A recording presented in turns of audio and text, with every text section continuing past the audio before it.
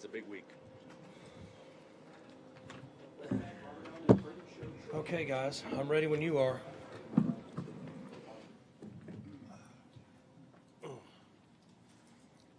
What does it do for program status, reputation, all those things, to make the Big 12 title game second time in 3 years, in an era when nobody's doing that?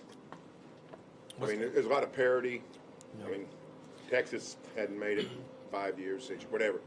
Right. You've gone twice in 3 years. Nobody else has done that. What does that do for you? I think it's good for well-being of the program, your donors, people that want to be involved with success, administration. I'm sure Board of Regents like it, enrollment likes it, university likes it. Recruiting-wise, it's interesting. We talked about it a little bit. Most of recruiting is complete. Now, can it help solidify those guys? I would say yes, more so than no. Not as much of an impact as it would have been in years past where you were still finishing the last 6 or 8, 10 spots of recruiting. So I'm going to guess there's a marketing value financially that we're going to gain as a university through making a championship game. So there are a number of reasons. It's a plus for us. What have you seen so far to Texas's run defense? Seems like it's pretty good outwardly, but as you've watched a little bit of them, what do you think? So they're 2.9 a carry, which is tough for the guys rushing football against them. It's interesting. They're a 35-point team scoring, and they're only giving up 17. They're double. Their margin's pretty big. It's pretty rare you see that. They're 25% third down conversion defensively, which is really good. I mean, there's a reason where they are. In particulars, that's what you're dealing with. More of a traditional defense. They can play gaps and play coverage. They don't necessarily have to overload the box to stop the run. That's not what they do. They could, but that's not traditionally what they do. Most people have struggled in a big way blocking their down guys and their backers, so they don't have to overload the box for the rush. How does that challenge your guys? Because, obviously you want to give it to Ollie a decent amount. How does their not needing to load up the box challenge you? I think at this point, I would guess their coaches know we're going to do what we do, and I'm going to say that for the most part they're going to do what they do. We're in week 13, and there's not a lot of changes that are going to take place over a 2-day preparation. It won't be for us. I don't think there's any secret to it. We have to find ways to block them and balance our offense. We would like to not be one-dimensional. One-dimensional has not been good for our team, no matter who we played, much less a team that's as talented as Texas. One question to look back on Saturday. When you watch the tape of your defense, do you think there was a potential turning point for Bryant and the defense, the way they played the second half? And in particular, because I saw him at halftime with Kendall and the Rovers, he spent about half his time with the defense and half with just them. And it seemed like Kendall maybe had his best half in a while. I think they've grown throughout the year. I would say now that they're better than they were early in the year. We had a lot of dropped coverages and mistakes and things that I didn't feel like that we would have, but we did. We've worked through them. There's different things that we have to process in this defense and in a more of an even front. And the thing that I like about where we're at is they've done a good job of making adjustments and playing better in most cases in the second half, which tells me that we do have answers for the other team if they expose us. It's not been 100%, but the percentage has been pretty good in our favor. So as they learn to play together as a group and the other coaches learn the system, we're getting a little bit better each week. With Brian, from the outside, it doesn't seem like there's been any kind of the overwhelmed moments, things like that you might expect with a guy making the jump that he has made. Have you seen him kind of be the person you need him to be? He's been good during the week. He's been good in practice. When I'm critical of him in meetings, he's handled that well. On game day, he's been excellent. He's learning and growing. It's different for him. I hate to speak for him, but I'm fairly certain it's different for him now than it was earlier in his career and even last year. And he's learning to grow through it, but he has a good demeanor and he has a good temperament. Like, people don't really change, right? So coaches are kind of who they are. You might mold them one way or the other, but they're not going to change their personality and who they are on game day. And so he has a very calm demeanor, and that has helped him, in my opinion, as he's made the adjustments. And I would guess that he will continue to improve over the next couple of years. When you say, when you're critical of him in meetings, what does that even look like? What, for any head coach in a meeting, what are the criticisms you could even have of a coach in a meeting? Well, I can only speak for myself. I don't know what goes on in other meetings with other head coaches, but on Sundays, I meet with the staff, I meet with the special teams for an hour, I meet with the defense for 3 hours, and I meet with the offense for 2-ish. That being because offensively, I get it more, so I understand what's happening. Defensively, I have to have it explained to me at times, so it takes longer. But if I see things that I feel responsible for as a head coach, not being a defensive guy, then I want answers of why this is happening. Is it a scheme? Is it not being coached well? Is it repetitive? Are we doing the same things over and over? Are we not cleaning up our mistakes? Are we not improving? And so when you're in a group of 8 or 10 people at times, it can be a little critical. Doesn't intend to be that way, but the people in that room aren't dumb. They get it. So there's times I have to say, this sucked. This scheme I don't understand this. This made no sense to me. Why did we do this? Somebody needs to explain this to me. There's 9 guys in here. Everybody thought this was good. This is not good. We have to have answers for the players. We have to give them answers and tell them why. Now, they might have missed a tackle. They might have lined up wrong. They might have got in the wrong gap. They might have dropped a coverage. But we have to give them a reason why if things aren't going the way they should be based on the talent levels. So that would be an example of being critical, but that's my job. What were some of your takeaways from watching Bowman's game on Saturday? Take away from what? Just takeaways from his overall performance on Saturday. Bowman. He could have played better, made some throws. There's some throws that he makes that I wish that we had back.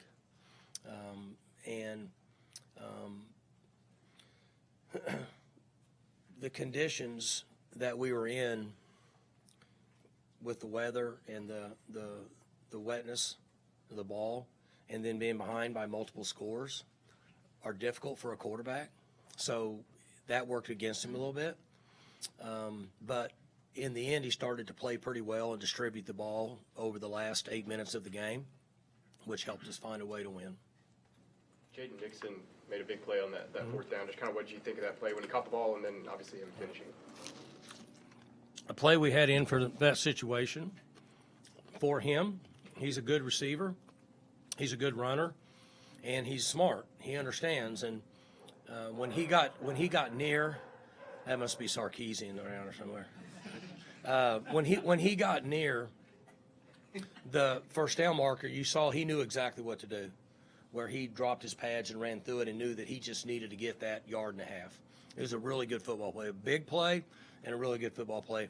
The number 5 for BYU played it perfect. He came off, he saw it, he read it, reacted. He played it perfect. We've run that play a number of times and not had a defender play it as well as that young man played it. He just, the law of averages are against him. Jaden's running full speed at him. But it was a good play. It was certainly a play we needed. Mike, going back to Bowman, his career arc has been rather unconventional, the different stops, the injuries he's been through. As you've sort of gotten to know him more over the past year, what sort of stood out about his leadership and maturity as he's, led you guys to this point? Well, he's been really good. He's bought into our culture. He's accepted Oklahoma State family. The jerseys and things that he wears are his decision. I don't think anybody's told him to do that. So he's older. He gets it. He's been around a lot of different coaches, been around successful people.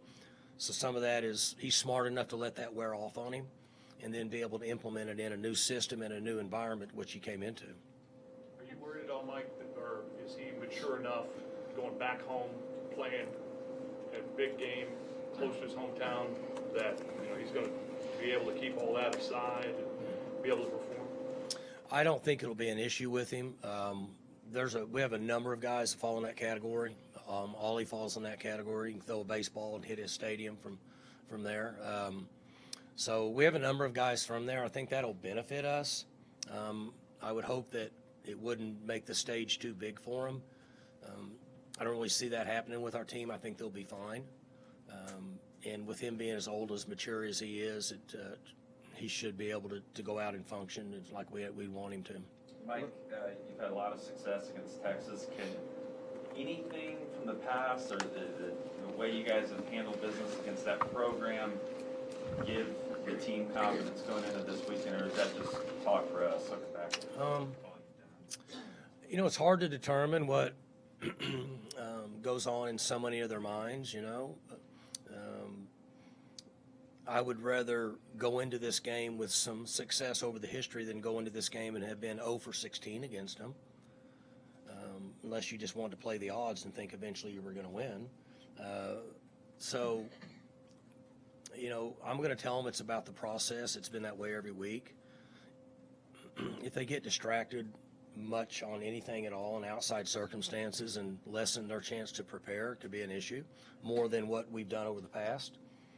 So these are new teams, and particularly with the portal now, next year's team won't really be this year's team because there'll be so many changes, I'm guessing. And this year's team doesn't tie in a lot to the teams that we've had 2 and 3 and 4 and 5 and 10 years ago. So I want them to prepare. I cannot answer that question for them, but I would think would help to give them some confidence. I think there's 5 guys who started that 2021 game back starting this one. 3 of them are on the offensive line with Birmingham, Mikulski, and Preston Wilson.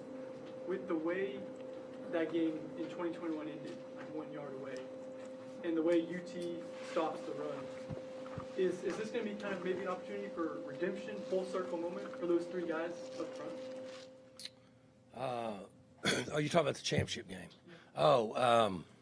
I don't know. Again, it's hard for me to think about what really they think about. I don't bring that up. Those are not things I bring up because those, you know, it's a new system, it's all different. So I don't really think about it much. You could ask them, but I don't know that that's going to help them. I think that their preparation this week will give them a much better chance to play better on Saturday. Mike, you've come past 2 weeks. You guys have come back from 14-point or bigger deficits. 2 months ago, would you have thought that's possible? 2 months ago, I don't know. I wouldn't have thought it was possible week 3, 4, or 5 of the season. I don't know that to come from behind. We were having enough problem just scoring points to get ahead, much less come from behind at that time. So, but our confidence has grown over the last 5 weeks, I'd say. Is that the biggest difference is the confidence, or is there anything else that's kind of factoring into you guys being able to come back? Well, confidence plays a role in a lot of things that we do, but we're also a better offense because we can rush the football and we're balanced, and that allows us to throw the ball. We're not one-dimensional. It's really that simple. Once we were able to rush the football somewhat and throw it when we want to throw it, not them deciding when we had to throw it, makes us a much better offense. You brought up the portal, and the perception coming into this season was Oklahoma State had been a portal loser, that you lost a whole lot, maybe not gained as much back. The season kind of says another message, but how'd that happen? I mean, what goes into being good in portal transactions to groups that haven't done it before? Well, Todd and his staff do a great job recruiting, evaluating. They found guys that most of the guys that have helped us in the portal came from a lower level, and they did a good job at evaluating that the competition they had at that level and their skills that they could move up to this level and develop into competing for us successfully at the highest level. I think that's really difficult to do. They did a good job. They get a lot of credit for that, and then the staff has to okay that. So our recruiting staff now is essentially like the NFL. For us, I don't know what it is for other schools, but they're going through and finding players that enter into the portal, and they have to give them a yes or a no, and then they go to the position coaches, and then they'll finalize them to me, which means I'm in 90% of the time going to give them a yes. And so they did a good job identifying those players. We still lost some good players, guys that could have really helped our team this year. But we benefited from some young men that really, really wanted to be at Oklahoma State and really, really wanted to play at this level and are having a blast. And that has helped the chemistry of this team. Ironically, it might have helped us more than if those guys wouldn't have left. You think it's going to help you going forward in the portal, knowing that guys want to play for Oklahoma State? Should, 100%. Mike, is that? Yeah, so we can bring in, when we bring portal recruits in, we can put them with these guys. We've got 6, 8, or 10 guys that we can put them with. Ask these guys questions. What do you think about Oklahoma State? Did we do what we said we were going to do? Did we give you a lot of reps in the spring? Did we give you reps in August? Did we play you in the first game? Did we give everybody a chance, or did we just bring you in here and dish some guys and not? We followed everything we said we would do. And for that reason, I think that we'll have a tremendous run on the portal if we need portal players, the ones that we go after. Mike, is that a philosophy that you think the program can adopt to look at some kids at lower schools because of the success? I mean, is that a foundational philosophy for you guys? We've been good at it for this year. The issue when you go after the quarterback that's at USC, the guy was at OU. If you go after him, you might as well just get in a boat with a whole bunch of people. It'd be a dogfight all the way down. It was a little easier for us to identify guys that maybe we didn't have to go head to head with a bunch of other schools at our level, and we could really go after them, secure numbers, get them, and move on down the road. We weren't able to get head to head for many of the other guys that were really like highly rated. And then you have number issues.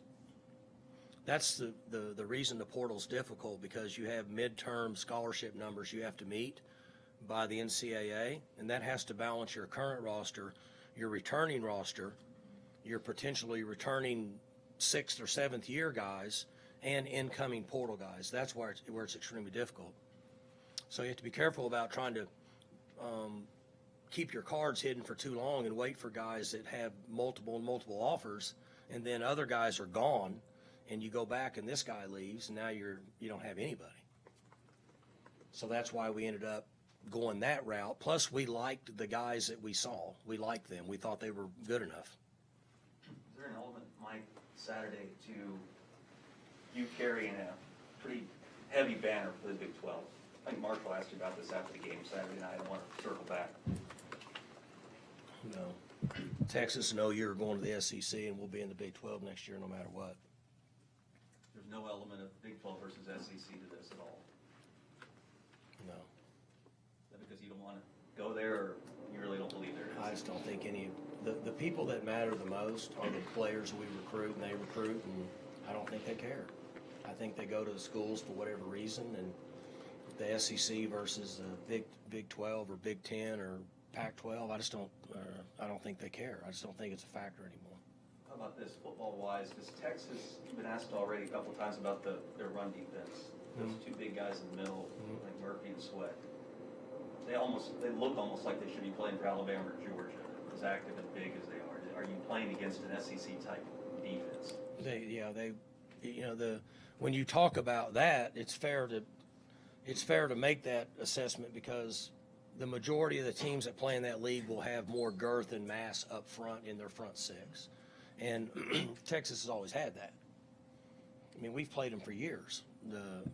They've got ends that are 30 pounds heavier than most people's ends, and they got inside guys that are 20 pounds heavier than most people's inside guys. Mike, when you think about your defense, Nick Martin was a guy that was kind of on the periphery when the season started. Justin gets hurt. Now he's such a big part of your defense.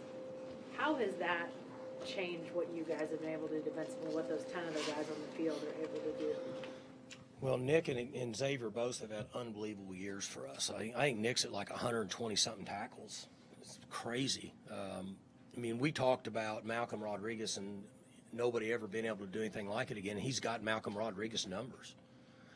Those two guys have given us a lot of flexibility and have played amazing. Particularly Nick, like you said, he was just a guy, and then he's thrust into that role and just took off. We felt like that he was going to be that kind of player. Not fair to say, well, I didn't think he could do it this year. I didn't think he was ready, but obviously he was. And then I don't know if anybody would have said he's going to be a 120 plus tackle guy, but he's played. He's been an unbelievable surprise for us. And then Xavier's played awesome on the other side. And then knock on wood, we've kept him healthy. When you think about how Nick has been able to be that dynamic, why so fast has he been able to be that good? Well, somebody asked that last week, but in my opinion, he's an old school player. He's an East Texas guy he likes to play football, doesn't care about all the notoriety, and he's tough and he's reckless with his body. And that's a rare combination in today's players. You don't see that much. He doesn't worry about protecting his body, and he's humble, and he loves to play football. He's going to play no matter what. The fact that he and Xavier have been as good as they've been, how does that change, especially what Colin has been able to do? It seems like he's maybe moved around more than... Well, you're right. Their stability has allowed flexibility for him. And we don't have the flexibility with him if those guys haven't been as reliable. That's allowed us to do some things with 30. You're exactly right. What's been the biggest improvement in Xavier? You've talked about him throughout the season, but it seems like he's getting better and better as each week. And where last year he struggled at times. He's really locked in, and I think this culture has changed his life and his ability to play this game, just from a focus standpoint. And he's just continued to get better and better because he has the same characteristics as Nick. It's crazy. He is reckless with his body, doesn't care about his body, and he's tough and he loves to play football. Like, watch him in games, like the fourth quarter, he'll run and make a play and jump up, and he runs back, and you should be tired. He should be tired, right? But he loves to play football. He never gets tired. And with him understanding and adapting into our culture, it's changed him as a player, big time. You've talked in the past, and not many of your guys had Texas offers coming out of high school. They came after Ollie pretty late in his recruitment. They've done that with like 12 hours before signing day. Yeah, they got one of your guys. As soon as somebody else told them no. So, what kind of goes on in the coaching staff when something like that happens? Whenever a blue blood program is coming after one of your guys at the ninth hour, what's that like for you guys?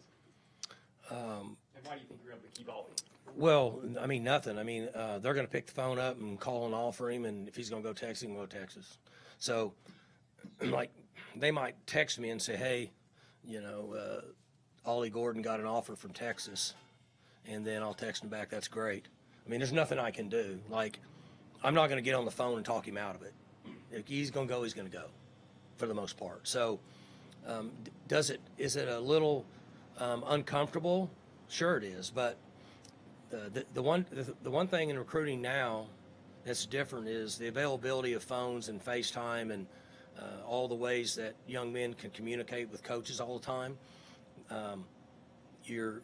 You can't keep them away from anything. It's like way before you were born in recruiting, coaches would go get a player and they would take him somewhere and put him in a hotel for 2 days and not let other coaches talk to him before signing date. And then they would sign him in the hotel room, and then it was over. Well, those days are history now, so there's communication 24/7, so it is what it is, and if they go, they go. There's a video in postgame of after the alma mater, Brennan Presley jumps in your arms, pretty sweet little moment, you smile, you hug. What has he meant to this program over these 4 or 5 years? You're talking about players that are leaving, players that want to be at Oklahoma State. He's an in-state kid. I mean, what has Brennan Presley meant for this program? Well, just that. I mean, that's his personality. He's at 78 catches now or something, and probably close to 700-800 yards. We do a lot of things with him. Casey and the offense have done a great job this year of moving him around and making sure that he touches the ball. We wanted 100 touches for him. I don't know how many carries he's got. He probably doesn't have 8 or 10 carries. So he might be close to that, 85-ish or something. And every time he touches the ball, something can happen. And there's just not a lot of players that have that ability. Could be in a return game, catching it, handing it to him. In most cases, he makes you look good. And his leadership has been through the roof. We've been so lucky this year that I haven't really had to do anything from a leadership standpoint with this team. They've done it for themselves, and he's been a huge factor in that. What do you think of his tackle? Hmm? What do you think of his tackle? Oh, the big Oh, guy. yeah. I mean, it's, he played both ways at Bixby. They never took him off the field, and so he's played a lot of defense. And I mean, he's just going to make those plays. That's just who he is. That guy was just so much bigger than him. Yeah, he just done it all his life. So. Well, a lot of the guys that have stepped up in leadership roles, you talked about Rashad on Saturday, giving the halftime speech. A lot of these guys that have stepped into those leadership roles, were those guys that you would have thought, back in August or July that they would be in those roles of giving speeches, giving... Rashad, over the last 12 months, has worked hard and really bought in, but he wasn't playing a whole lot. Like, I think he started the year as a 3. And so it's hard to really say that we saw that happening or we would have already put it in that situation. We've been very fortunate this year that we've had a number of guys. She brought up Nick, Leon Johnson, Rashad, offensive line that have jumped in and helped us. Josiah, there's other guys, Goodlow. There'll be other guys I forgot, but have stepped up and played a bigger role than what we anticipated. And then we had great leadership, and that's why they're in this game Saturday. I know you'd rather be in this game than not, but does it complicate recruiting with signing day being so close? Mm-hmm.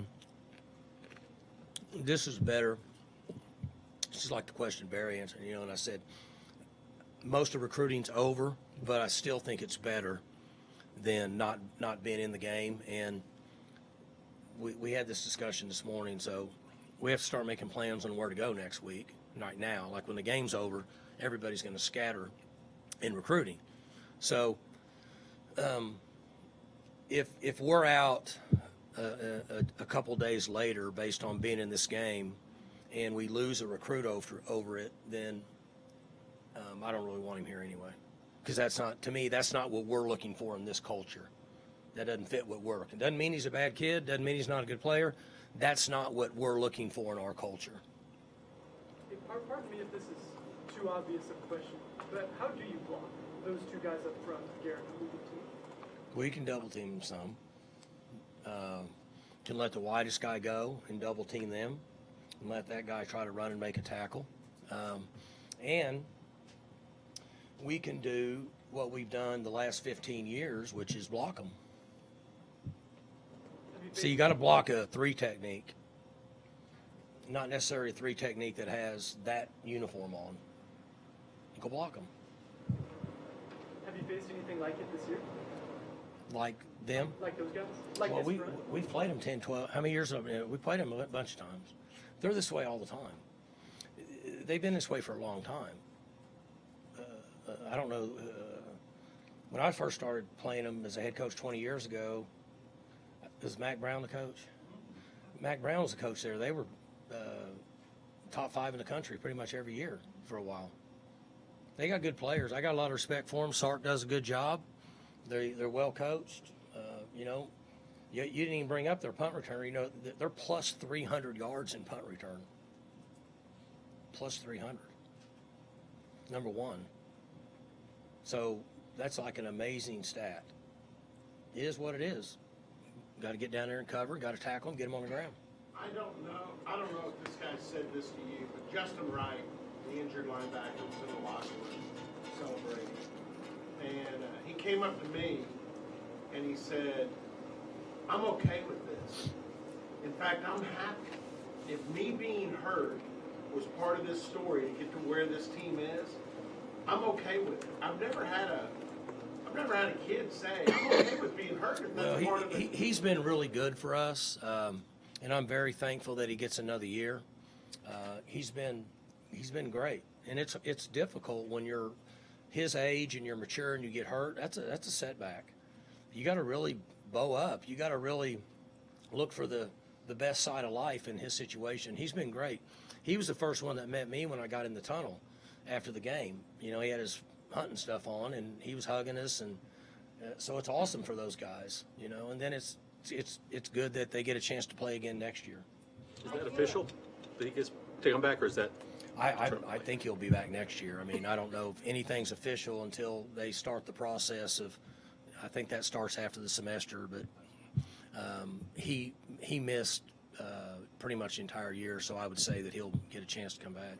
You talked about Trey Rucker after the game a little bit, his sort of big picture evolution, but just this year, the fact that he's a guy that's out there as much as he is with your young, inexperienced secondary, what impact, sort of in the same way I asked about Nick, what impact has Trey had more broadly on just that defensive unit this year? Yeah, so he's been another guy that's been a special fit for us. He, you know, he came in and, you know, he walked on and came in, and we didn't really know what we had, and he was kind of a knucklehead. So he had to go through a transition to get to the point of where he is now. He's really focused and zoomed in now. He wasn't at all. So he was kind of a guy that floated, so he couldn't help us as much. And then, you know, we kind of had to try to rein him in. He's a knucklehead. He'll get into something, as you know. But he's a good kid. He's a good, not a kid, he's a grown man. He's a good young man. He's got a good heart. And he has been like a real quiet leader. Like, he's a tough guy on the field. He likes to play violent. And he's, we talked about it a little bit, laughed about it Sunday. You know, him stripping that ball and ending the game was fitting based on the transition he's made to get to where he is. And he gives, to answer your question, he gives 3 and 8 and 11 and 7 some confidence through communication in the game, because you can't rattle him.